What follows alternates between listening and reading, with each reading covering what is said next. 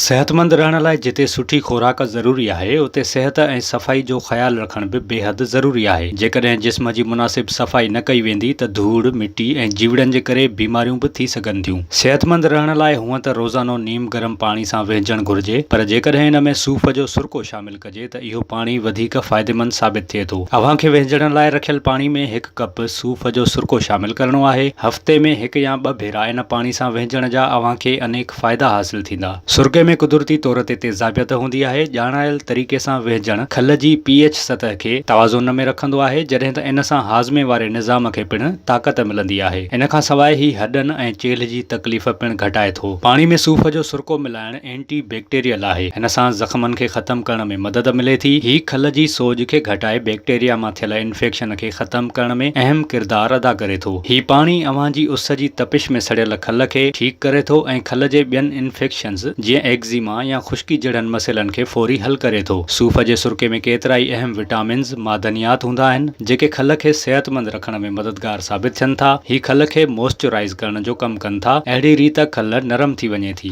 जिस्म में पघर जे नतीजे में बैक्टीरिया वधण लॻंदी आहे, जेका जिस्म में बुई जो सबबु बणिजंदी आहे। सुरको जीअं त जीतमार ख़ासियतूं रखे थो, इन लाइ बैक्टीरिया जे ख़ात्मे सां जिस्म जी बुई खे बि ख़तम करे छॾे थो। विज़िट कयो अवामी आवाज़ मीडिया ग्रुप जी वेबसाइट awamiawaz.pk।